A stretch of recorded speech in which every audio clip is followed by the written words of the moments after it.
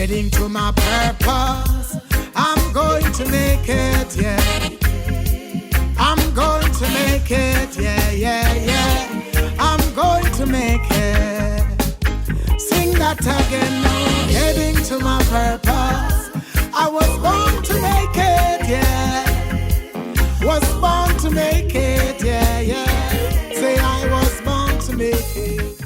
I met Rondell some time ago. He has been a part of a lot of my initiatives in my community, and I was a part of his conference that he had, his Purpose Conference.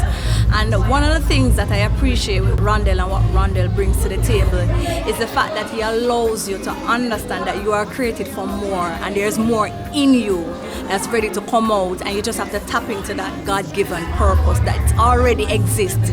It's for you to identify and to know and to act on it. I took this personally. My wife, we decided that we are going to step, and then somehow God just provided a team of people around us that their visions get attached to our visions, and our vision get attached to their vision, you know. And so we just decide that the next generation is ours. What I recognize that is one of the most powerful things that I learned recently was that this violence and this crime in Jamaica is exactly right now, 2019, it is exactly one generation old. A generation is 40 years. It was 1979 that crime and violence really broke out in Jamaica, just before the 1980 election. Yeah? And so this is exactly one generation. Our intent is therefore that we will focus on the next generation. And the next generation is already getting it. And we are deciding that we are changing this country. And we are deciding that the people of this country must know who they are. Journey to my purpose.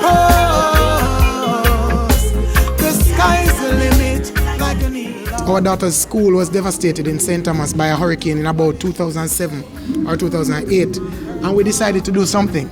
So we started something called Heart Praise, where we went in and we created a concert, and we were able to restart the school, give them the first money to go buy some material. Then the following year we recognized that we could help others, and so we started doing computers in primary schools in St. Thomas. Yes. And then after computers we went on to scholarships. And we started what is called the Heart Praise Great Start Scholarship. Like a prison, living out here in fear. But the truth is now before you, standing right in front of you, telling you to go. For next year, we definitely need to get some more sponsorship. We must commend Grace Kennedy for grabbing the vision and moving with the vision. But the truth is that the vision is bigger than where we are right now. We ask other corporate companies to come join us. We intend to shake Jamaica in the positive. We intend to get Jamaica active in purpose. Born to make it, yeah. This is what Grace Kennedy stands for, about developing the youths, developing Jamaica. And we thought it was a no-brainer. Since I've been on the tour visiting the 18 schools, I think it was a great decision for us to partner with them. You hear Shelly-Ann talking about finding your purpose and speak it into being and being that voice of change. So it was good to go on the tour and to speak with our future, because they are our future.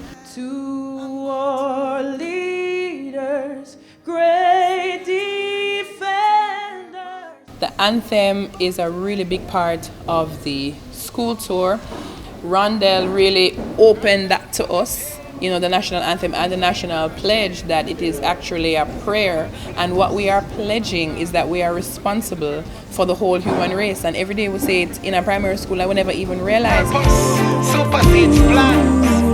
Purpose more important. One of the things I enjoyed the most about this tour is really how the children's lives have been impacted, really been transformed. I mean, some of them say that, really been transformed. I mean, some of them say that I've never understood what purpose meant to me, and so because of this, I understand what it means, and they are motivated to just walk into their purpose and to understand that you don't have to live a life of mediocrity. You know that as children, they are a little bit on the rough side.